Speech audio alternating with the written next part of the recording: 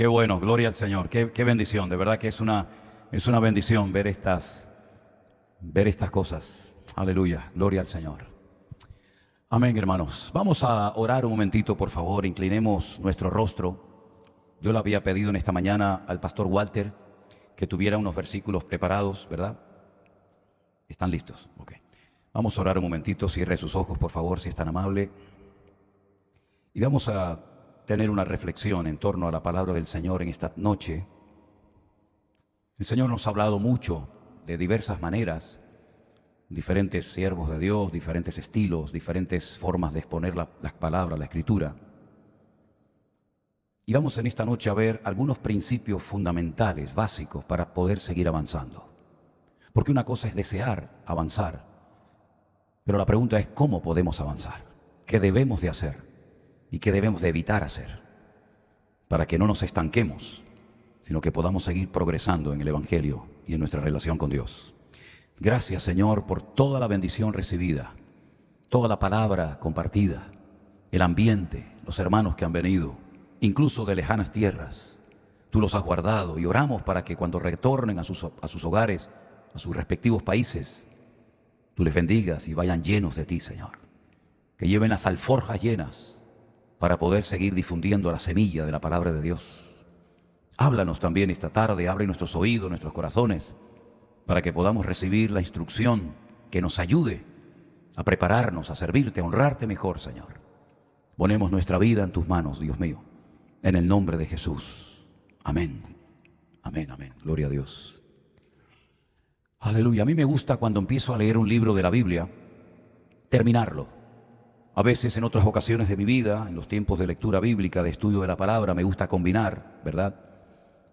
No hago así con los libros. A veces leo 4 o 5 libros de diferentes temas, pero con la Biblia cuando empiezo un libro me gusta empezar y terminar, para no perder el hilo de la historia. Me ha pasado recientemente con el libro de los Jueces, que es un libro apasionante, tremendo, de más de 200 años de historia, donde vemos cómo Israel caía, se levantaba, tropezaba, volvía a cometer los mismos errores, los mismos pecados. Clamaban a Dios, Señor los libertaba de las garras del enemigo, volvían otra vez a caer y así una y otra vez, ¿verdad? Y cuando uno termina de leer el libro de los Jueces, pues te encuentras con un libro que tiene nombre femenino. Hay solamente dos libros en la Biblia que tienen nombre de mujer. Uno es el libro de Ruth y otro es el libro de Esther, como sabéis. Y la historia de Ruth a mí siempre me ha apasionado. Es un libro corto, es un libro que tiene tan solo cuatro capítulos, pero es una historia tan interesante que se llevó a cabo en el tiempo de los jueces de Israel, para ubicarnos en el tiempo, ¿no? Había un hombre, un varón llamado Elimelech. Su nombre significa mi Dios es rey. Este hombre estaba pasando un momento muy complicado económicamente hablando. Decidió emigrar a un país cercano llamado Moab, hoy en día es Jordania. Un país que yo siempre lo he catalogado de un país inventado, porque Jordania es un territorio que le pertenece bíblicamente al pueblo de Israel. Y algún día será del pueblo de Israel, porque recuerden que cuando pasaron las 12 tribus del río Jordán, a la altura aproximadamente de la ciudad de Jericó, 2 tribus y media se quedaron al este del Jordán y el resto pasaron al otro lado. Así que en alguna ocasión, en algún momento de la historia, el pueblo de Israel recuperará ese territorio. La familia de los hashemitas, los árabes que vivían en aquel lugar, le estaban creando muchos problemas a los ingleses que estaban en aquel momento, como se llamaba aquel país, Palestina, tierra de filisteos. Y decidieron llegar a un acuerdo con la familia de los hashemitas y le dijeron, bueno, os nombramos rey y os regalamos un territorio inmenso para que nos dejéis tranquilos. Y dada la proximidad del río Jordán, de hecho el río Jordán es la división natural entre Jordania e Israel, entre Moab e Israel, le pusieron el nombre de Jordania. Y allí pues se creó un país, ¿verdad?, independiente. También hay otra frontera natural que es el Yam Hamelach, o el mar del Salado, el mar muerto, que de la mitad a un lado es de Jordania y de la mitad al otro lado es de Israel. Pero sea como sea, fue a ese lugar donde Elimelech con sus hijos, con su esposa, decidió emigrar a Moab, a los campos de Moab. Porque en aquellos tiempos había necesidad, había crisis, había miseria, había pobreza, había escasez de alimentos, había sequía. Y él decidió, como muchas personas de otras naciones, buscar un futuro mejor para su familia, dejando todo atrás. Y para poder emigrar tuvo que vender sus tierras, Tuvo que vender sus posesiones, tuvo que desprenderse de su patrimonio para poder llevarse algo en las alforjas y establecerse en un nuevo país, con una nueva cultura, una nueva religión, unas nuevas costumbres, etcétera, etcétera. Estando allí en ese país de Moab, la palabra de Dios nos dice que sus hijos se terminaron casando con mujeres moabitas. Uno se casó con una tal Ruth y otro se casó con una tal Orfa. Y los dos echaron raíces en ese país. Se asimilaron en Moab. Y probablemente, vete tú a saber, hasta se olvidaron de las costumbres y de la ley de Moisés y de tantas instrucciones y mandamientos que ellos sabían que tenían que cumplir a rajatabla. El tiempo pasó y aproximadamente como unos 10 o 15 años después de este viaje, murió el papá y Noemí quedó viuda. Y también sus hijos, Kelión y Marión, murieron. Y quedaron de la noche a la mañana 3 mujeres solas en la vida. 3 viudas, Orfa, Ruth y Noemí. La costumbre era que cuando una mujer quedaba viuda, el hermano del difunto, según la ley de Moisés, tenía que casarse con la viuda, asumir las deudas que ésta hubiera dejado y levantarle descendencia. Por lo menos que el primer hijo que tuviera con la viuda mantuviera, ¿verdad?, el recuerdo del fallecido. Pero en esta ocasión la ley no se podía cumplir, porque Noemí ya era una mujer avanzada en edad y no tenía más hijos. Por lo tanto, ella les dice tanto a una como a la otra, a Ruth y a Orfa: volveos a vuestros dioses, a vuestras casas, a vuestras familias, porque aunque yo pudiera volver a tener hijos, cosa que es imposible, ustedes no estarían dispuestas a esperar tantos años a que mis hijos crecieran para casarse con ustedes. Por lo tanto, volved con vuestras familias y rehaced vuestras vidas.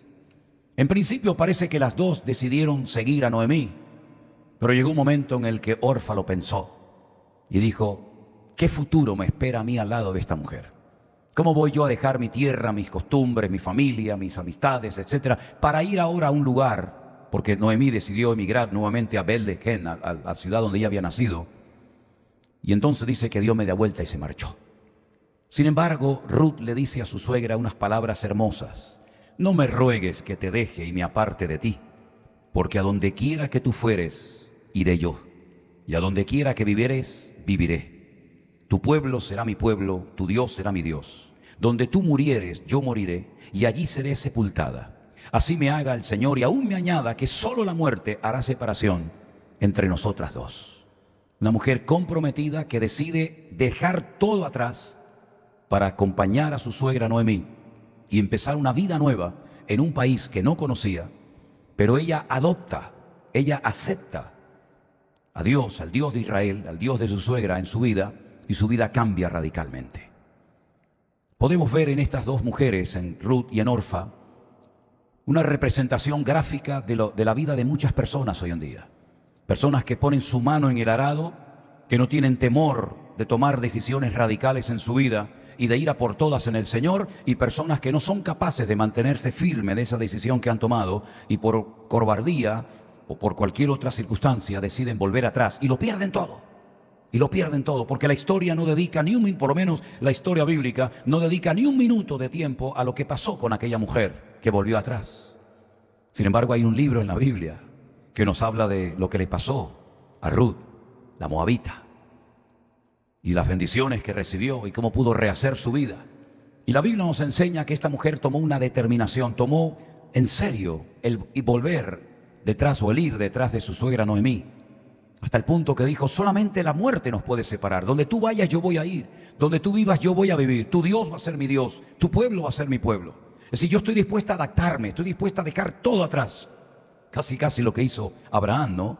Que salió de su tierra y de su parentela sin saber a dónde iba, con la diferencia de que Ruth sí sabía a dónde iba, a Belén de Judea. Cuando llega a aquel lugar, había una costumbre en el pueblo de Israel, única en el mundo en aquel momento, que consistía en que cuando llegaba el momento de la cosecha, no se tenía que recoger de una forma avariciosa toda la cosecha, fuera de cebada, de trigo, de lo que fuera, sino que había que dejar ciertos sectores de los campos para los huérfanos, las viudas, los extranjeros, para que de esa manera no se murieran de hambre, sino que era como un acto de misericordia, decir: oye, en vez de recoger todo, vamos a dejar un poco para que los que vienen detrás de nosotros puedan recoger algo y puedan tener una vida lo más digna posible. La Biblia nos enseña que se levantaba muy temprano en la mañana, aún no había salido el sol, cuando Ruth decidió ir al campo a trabajar. Y allí se pegaba horas y horas y horas. y tenían que decirle, oye, para un poco y ven aunque sea a beber un poco de agua. Y la palabra de Dios nos enseña que el dueño de aquellas tierras a donde iba Ruth cada mañana a sembrar, a recoger la cosecha, la Biblia nos dice que era un hombre tremendamente rico, era el dueño de todas aquellas tierras, y su nombre era Booz. Y mira tú por dónde Booz era el hijo de aquella famosa ramera de Jericó llamada Rahab, la ramera. Otra también que se adaptó al pueblo de Israel, que adoptó a Dios en su vida y su vida cambió radicalmente, ¿verdad? Y dejó atrás su antigua vida, como hoy los hermanos y hermanas que decidieron bautizarse, dando una señal evidente, ¿verdad?, de que van en serio con el Señor y dejan atrás su vida. Aquel hombre se fijó en ella. Y había una costumbre en Israel que era casarse con la viuda y pagar todas las deudas, recuperar todo lo que se había perdido o vendido y casarse con la viuda y levantar descendencia. Había un pariente cercano que cuando se enteró de que él podía redimirla, el famoso Goel, el Redentor, decidió casarse con ella, pero cuando se enteró de que tenía que hacerse cargo también de sus deudas, se echó atrás y dijo, no, a mí no me metan en esto. Yo renuncio a mi derecho de redimir a esta mujer. Pero Booz se enamoró de ella de verdad y se casa con ella y paga todas sus deudas. Y la vida de una mujer que decidió ir en serio y seguir avanzando, conocer a ese Dios, el Dios de su suegra, terminó convirtiéndose en una mujer que nada más y nada menos aparece en la mismísima genealogía de nuestro Señor Jesucristo. Rahab, Ruth, forman parte del árbol genealógico del rey David y por supuesto también de nuestro querido y Salvador Jesucristo. Aleluya. Hermanos queridos, nosotros en un día de nuestra vida tomamos una determinación y fue la de dejar atrás nuestra vida de desorden, de pecado, de desobediencia y seguirlo a Él. Y Él ha sido el que ha pagado todas nuestras deudas y ha roto todas nuestras cadenas y nos ha dado una vida nueva y ha puesto nuestros pies sobre la roca. Y Él ha decidido morar en nuestros corazones todos los días y acompañarnos hasta el fin del mundo. Pero ahora que estamos comenzando esta nueva vida, ahora que queremos seguir avanzando en el Señor, tenemos que aprender a cómo se vive en esta nueva vida. Ruth tuvo que aprender un nuevo idioma. Ruth tuvo que aprender a leer la Torá, a conocer lo que Moisés pedía. Es decir, todo era nuevo para ella. Y para muchos de ustedes que conocieron al Señor en estos años, desde los días de la pandemia, todo ha sido nuevo.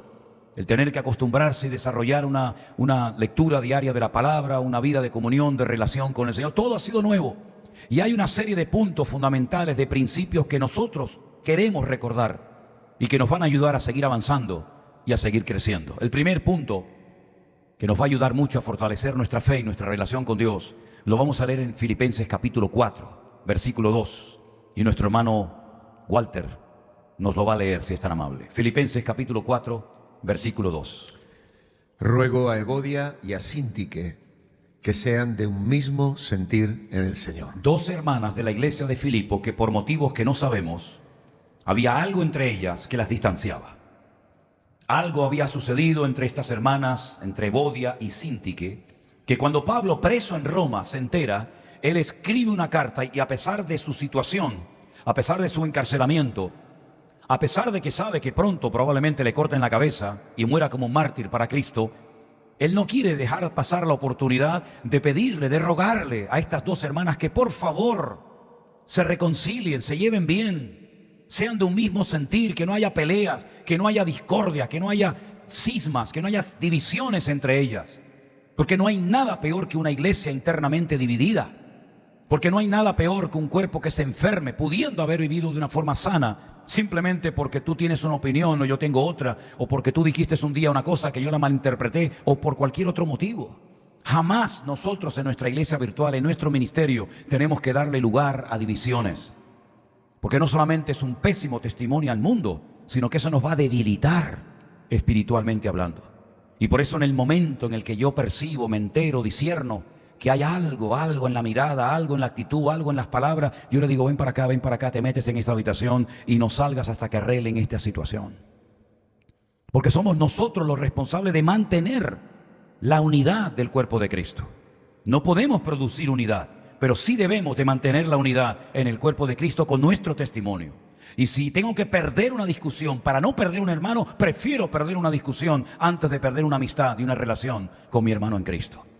Restaurar relaciones, solucionar problemas, llegar a un acuerdo, hacer las paces, no dividirnos, no enfrentarnos, no pelearnos, no ir por un camino y otro por otro, sino sentarnos y como seres humanos, como cristianos, como hijos de Dios, buscar la paz y cuando la encontremos, mantenerla, pelear por ella y seguirla hasta el último momento de nuestra vida. Amén, hermanos. No tenemos que permitir jamás, jamás divisiones entre nosotros. ¿Creen ustedes que Pablo se alegró cuando le dijeron los de Cloé, la familia de Cloé, oye, en la congregación de Corinto, donde tú pastoreaste un año, la iglesia está internamente dividida, hay unos que te apoyan, otros que son de Apolos, otros que son de Cefas, y Pablo dice, ¿quiénes somos nosotros para que ustedes se dividan internamente como iglesia, como cuerpo de Cristo? ¿Quién es Pablo? ¿Quién es Apolos? Somos simplemente servidores, instrumentos usados temporalmente por la gracia y por la misericordia del Señor. Yo hice un trabajo, fue la de sembrar, después vinieron otros y regaron, pero en definitiva el crecimiento quien nos ha dado es el Señor. Y por eso sí, somos pastores, somos diferentes obreros, pero somos una piña. Y cuando hables conmigo te voy a decir exactamente lo mismo que te va a decir Anderson. O cuando hables con él, yo te voy a decir lo mismo que él te ha dicho. No busques una salida diciendo, bueno, este es más blando, este es más severo, este tiene menos amor. No, no, no, no somos así, somos una piña. Y queremos transmitirles eso a todos y cada uno de ustedes. Que nosotros no tenemos divisiones.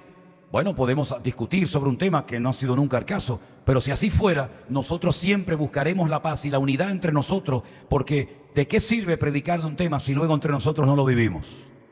Así que mis queridos hermanos, mantengamos siempre el mismo sentir, la unidad, porque eso es lo que nos va a dar fuerza para seguir avanzando en el nombre del Señor. ¿Cuántos dicen amén? Una vez dijo un político en este país, que no voy a mencionarlo, hay muchas formas de matar a una persona. Y una de las cosas que dijo es que con la lengua se puede matar a una persona, se puede destruir a un ministerio, se puede desacreditar a un pastor. Por eso hay un versículo que se lee muy poco, pero está ahí, y yo quiero que lo escuches. Levítico 19:16, sobre todo la primera parte. No andarás chismeando entre tu pueblo, no atentarás contra la vida de tu prójimo, yo Jehová. No andes con chismes entre tu pueblo. Un pueblo tan bendecido, un pueblo que vio como ningún otro pueblo en la historia la gloria y la manifestación del poder de Dios. Hermanos, esa gente durante 40 años vio caer el maná del cielo. Yo no lo he visto nunca. Esa gente vio cómo salía agua de las rocas.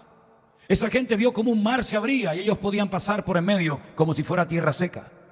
Esa gente vio cómo se fue desmantelado y humillado toda la idolatría de Egipto. Y cómo el hombre más poderoso de la tierra, el imperio mejor armado del mundo, fue totalmente destruido y humillado por el poder de Dios. No había pueblo que pudiera hacerle frente a esta gente.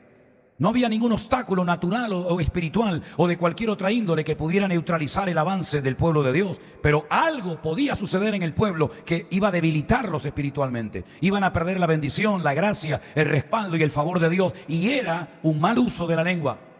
Estar chismeando, estar criticando, estar murmurando. Yo les recuerdo, amados hermanos, que el primer problema, por lo menos que menciona el libro de los Hechos, referente a la iglesia nuestra primitiva de Jerusalén, no fue un problema de tipo doctrinal, fue un problema de murmuración. ¿Cómo podía una iglesia murmurar? Por la comida. ¿Aquí ha pasado esto estos días? Se me vino ahora un flash así, ¿no? Digo, ¿estoy en Alicante o estoy en Jerusalén? ¿Dónde estoy ahora? Ahora me perdí. Por la comida, murmuraciones. Pero ¿qué dices? Con todo lo que hay que hacer, con todo el camino que hay que conquistar, con todas las millones de almas que tenemos que ganar y nos vamos a dividir o a pelear por la comida. Pues eso pasó en la iglesia primitiva. Ese fue el motivo por el cual dijeron, hay que buscar gente llena del Espíritu Santo y llenos de fe y de un buen testimonio para cortar de raíz este problema de chismorreo y de murmuración en la iglesia. Y se nombraron a los famosos 7 diáconos, ¿verdad? Que madre mía, si aquellos eran diáconos, ¿cómo serían los predicadores? Uno de ellos puso una ciudad entera patas arriba y era uno de los diáconos, ¿no? Y uno de los mensajes más profundos y hermosos de la Biblia lo dio precisamente un diácono el día que lo estaban apedreando, ¿no? Y me refiero al mártir Esteban.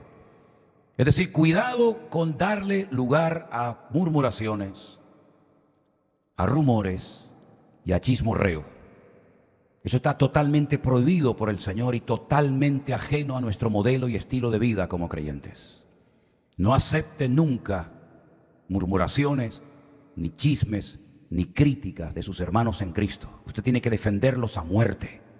Ustedes nos tienen que defender a nosotros a muerte, como nosotros le defendemos a ustedes. Y yo tengo que hacer una digna representación de este ministerio a todas partes del mundo donde Dios me lleva. Y ustedes tienen que representarnos dignamente a todos y a cada uno de nosotros. No nos devoremos entre nosotros. Al que hay que devorar es al enemigo. El pan era para los hermanos y las piedras eran para los gigantes. No invirtamos el orden. No alimentemos al enemigo y nos tiremos piedras entre nosotros, porque nos podemos despedazar. Cuidado con el mal uso de la lengua, porque un pequeño fuego, dice la Biblia, que puede prender fuego a todo un monte. ¿Cuántos dicen amén?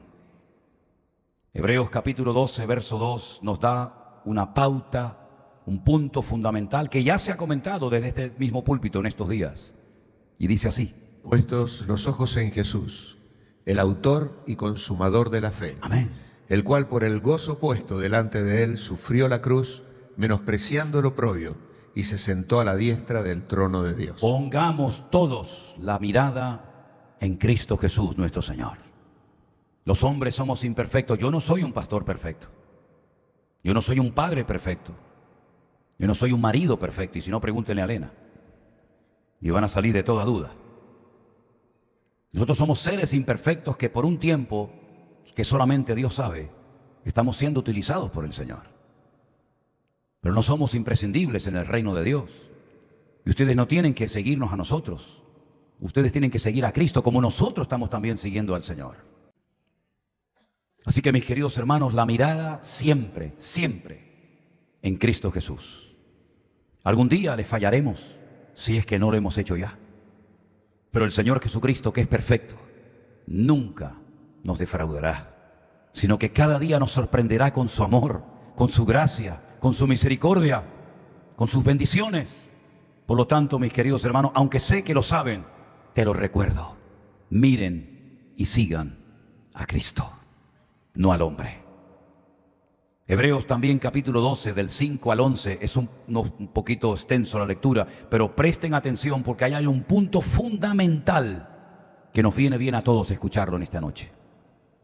Y habéis ya olvidado la exhortación que como a hijos se os dirige, diciendo: Hijo mío, no menosprecies la disciplina del Señor, ni desmayes cuando eres reprendido por Él, porque el Señor al que ama disciplina y azota a todo el que recibe por hijo.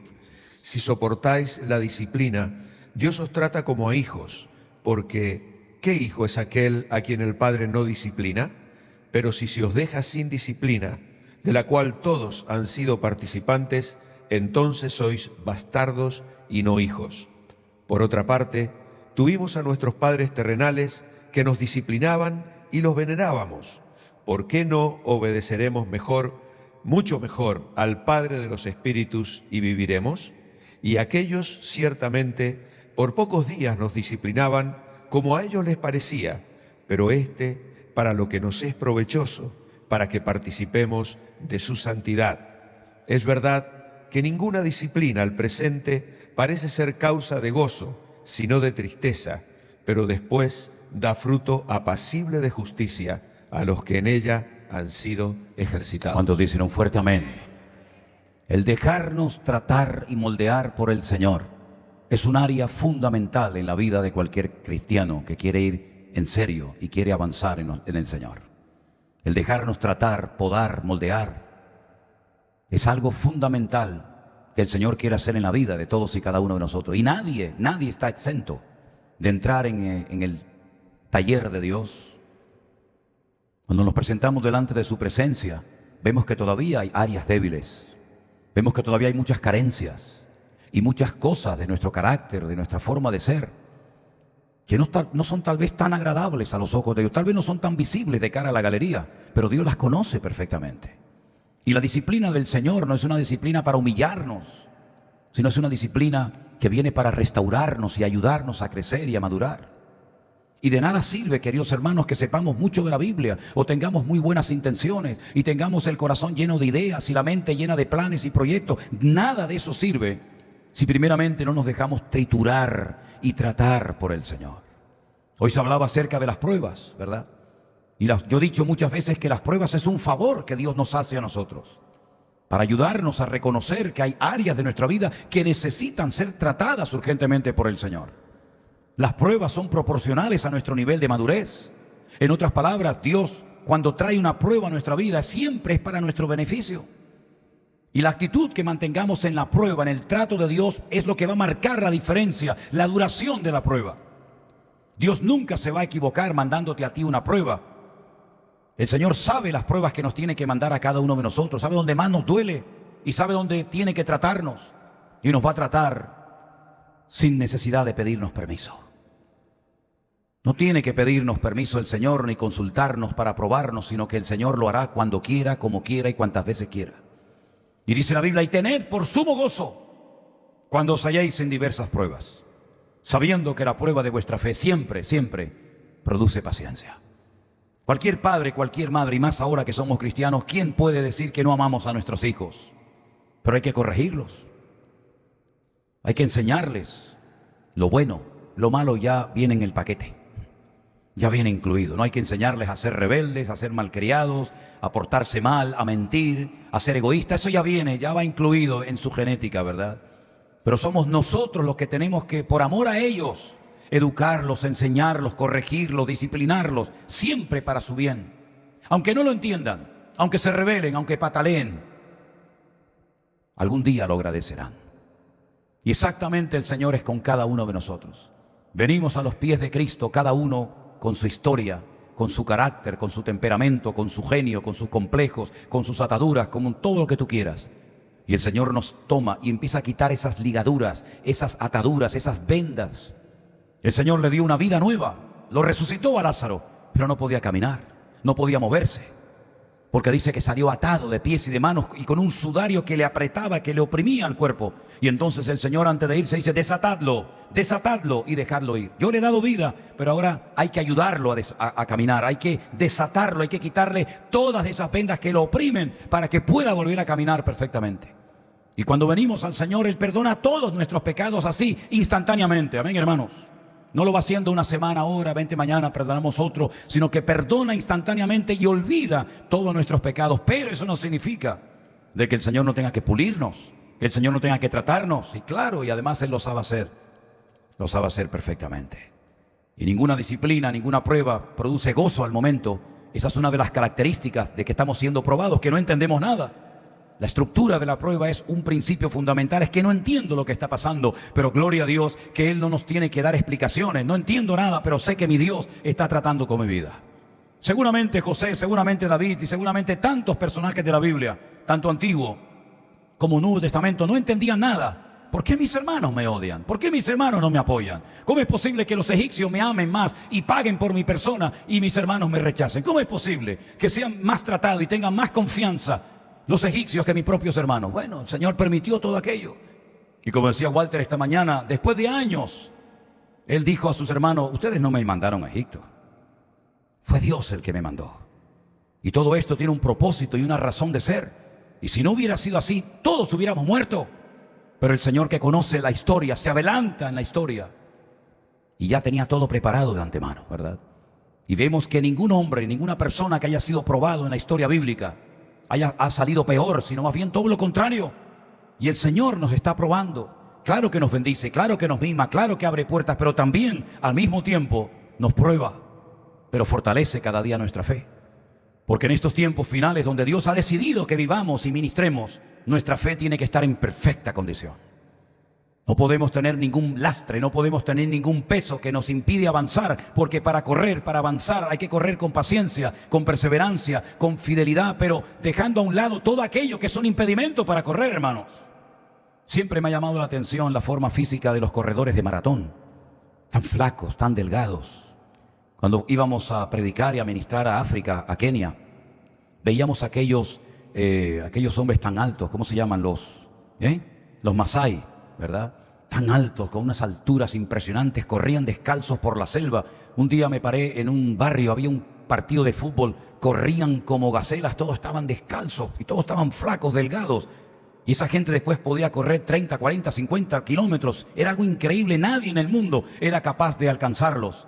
porque estaban acostumbrados al sacrificio, al sudor, ¿verdad? No había ningún tipo de privilegio, no había marcas de estas famosas, ¿verdad?, que los ayudaban a competir, sino era pelo, era ahí a base de sudor y lágrimas. Hermanos queridos, la vida cristiana es hermosa, ¿eh? Es la vida más hermosa que te puedes imaginar. Ser pastor es el honor más grande que jamás en la vida un ser humano puede tener. Pero también es una vida dura y difícil, y hay que soportar pruebas, y hay que saber encajarlas. Y por eso les pido, hermanos, cuando Dios te esté tratando, no te quejes. Dale gracias al Señor. Cuando te corrigen, cuando te dicen, no, hermanita, no, no. No es así, hija, no. Hermano, no es así. Ven para acá, siéntate ahí un momento. No, eso no es así. Y Dios nos tiene que tratar antes de poder ser usados. Y si nosotros estuviéramos en el cuerpo ministerial o fuéramos discípulos de Cristo, ni te cuento las cosas que el Señor nos diría. Pero demos gracias al Señor por cada prueba, por cada exhortación, por cada palabra, porque esto nos lleva al último punto, y es prestar atención a lo que Dios nos está diciendo y enseñando. Vamos a leer solamente un versículo de Apocalipsis 2:7, pero podríamos leer 7 versículos, porque los 7 dicen lo mismo, y esto es lo que dice ese texto. El que tiene oído, oiga lo que el Espíritu dice a las iglesias. Amén. El que tiene oídos para oír, ¿cuántos tienen oídos? No he visto a ninguno sin orejas, ¿eh? No he visto a ninguno sin orejas. Todos tienen oídos y todos pueden oír, ¿sí o no? Pues dice que lo que tenemos que oír es lo que el Espíritu le está diciendo a la iglesia. Y nosotros como iglesia, como parte del cuerpo de Cristo, hemos recibido en estos días muchos mensajes, ¿sí o no? Desde el primer día, hermano, Dios nos está hablando muy directo, muy claramente. No hay la más mínima duda de que el Señor ha hablado a través de estos hombres. Y nosotros tenemos que ser responsables de lo que hemos oído, porque el conocimiento nos compromete. No podemos hacer oídos sordos a toda la exhortación, a todos los consejos, a toda la palabra que ha sido sembrada en nuestros corazones. Y en 7 ocasiones, a las 7 iglesias del Apocalipsis, no a una y a otras no, a todas, el Señor les dice lo mismo. Después de recibir cada una su correspondiente mensaje, el que tiene oídos para oír, que oiga lo que el Espíritu está diciendo a la iglesia. Porque el Señor habla, porque tiene boca y habla, tiene oídos y oye, y tiene ojos y no ve. No así los ídolos de las naciones, que dice que tienen boca y no hablan, oídos y no oyen, ojos y no ven, pies y no caminan. No, nuestro Dios nos oye, y si sabemos que Él nos oye, sabemos que tenemos las peticiones que le hayamos hecho. Pero también no solamente tenemos que saber que Dios nos oye, y gloria a Dios por eso, sino que también Dios habla. Y habla de muchas formas y de muchas maneras. Y tenemos que afinar en estos tiempos el oído, porque hay tantas voces en el ambiente, hermanos. Miren, si tuviéramos ahora mismo, por ejemplo, un aparato de radio y lo encendiéramos aquí, podríamos oír cantidad de emisoras de radio, probablemente de medio mundo, que sus ondas están aquí dentro. Ondas de AM, ondas de FM, pero no las podemos oír porque no tenemos el receptor adecuado para poder escuchar esas frecuencias de radio. Pero si tuviéramos el receptor adecuado, podríamos escucharlas perfectamente. Solamente es cuestión de buscar la frecuencia y ahí está la voz. Busquemos la frecuencia divina. Afinemos nuestro oído a la sintonía de Dios, porque nuestro Dios nos está hablando muy claramente. Yo dije en estos últimos 4 años algo que para algunos fue tal vez chocante, pero lo creo con todo mi corazón. Yo creo que hacía siglos que Dios no hablaba tan claramente y tan directamente a la iglesia como por ejemplo en el año 2020, cuando el Señor encerró a todos los cristianos de todas las denominaciones, bautistas, pentecostales, metodistas, anglicanos, etcétera. A todos nos encerró por un tiempo. Y muchos en ese tiempo de confinamiento se reconciliaron con Dios. Y muchos en ese tiempo aceptaron al Señor Jesús como su Señor y Salvador personal. Y muchos volvieron otra vez a interesarse por la lectura de la palabra de Dios. Y Dios hizo milagros y todavía estamos viendo la ola expansiva de aquel mover de Dios espectacular de aquellos años, ¿verdad? Porque Dios habló al mundo, pero sobre todo a la iglesia. Aquellos que decían, no tengo tiempo para leer la Biblia, no tengo tiempo para congregarme, no tengo tiempo para Dios. Ahora el Señor te dice, ahora vas a tener mucho tiempo, querido. Y muchos comenzaron a leer la Biblia en aquellos días, cosa que nunca habían hecho. Y gente nos decía y nos siguen diciendo, aprendimos más en esos días y en esos años que en toda la vida de cristianos. ¿Por qué? Porque no estabas oyendo la frecuencia, la sintonía de Dios del cielo. Y Dios sigue hablando y está hablando. Y estamos viendo cómo profecías se están cumpliendo delante de nuestras narices. Y estamos viendo cómo el mundo está cambiando de una forma tremenda. Y estamos viendo cosas que hace unos cuantos años atrás eran impensables. Hay guerras. Hay falsas enseñanzas, falsas doctrinas, y dice la Biblia que algunos, por no estar afinados sus oídos en la frecuencia celestial, escucharán a espíritus engañadores y a doctrinas de demonios, y los escucharán y les obedecerán. Pero nosotros tenemos que afinar nuestro oído a la sintonía, a la frecuencia de Dios, y escuchar lo que el Espíritu le está diciendo a la iglesia, porque Dios nos está hablando a todos y a cada uno de nosotros. Y una de las cosas que siento que el Señor nos está diciendo es: vengo pronto. Velad y orad para que aquel día no os sorprenda como lo harán en la noche, porque vengo pronto. ¿Cuántos dicen amén? Y mañana, cuando participemos del pan y del vino, recordaremos algo del pasado. Recordaremos su muerte, recordaremos su resurrección. Gloria a Dios por eso. Pero no se olviden que también Él dijo: haced esto en memoria de mí hasta que yo venga. La iglesia no puede olvidarse de que estamos de paso para cumplir con una serie de objetivos eternos, escritos de antemano. Y tenemos que saber que el Señor Jesucristo viene pronto. Así que lo que tengas que hacer, hazlo pronto. Si Dios ha puesto en tu corazón hacer esa llamada, hablar con ese hermano o hermana en esta noche, cortar con un pecado en tu vida, sea lo que sea, escucha la voz del Espíritu Santo hablando a tu corazón en esta noche. Porque el Señor está hablando a su iglesia. ¿Cuántos dicen amén? Cierra tus ojos, por favor, amado hermano. Ahí donde estás, cierra tus ojos. Y como aquella mujer le dijo a su suegra: te seguiré a donde quiera que vayas. Esa famosa frase de Amejami, Belohayaj Elohai, tu pueblo será mi pueblo, tu Dios será mi Dios. Nosotros hoy le decimos al Señor: te seguiré hasta donde tú nos lleves, Señor.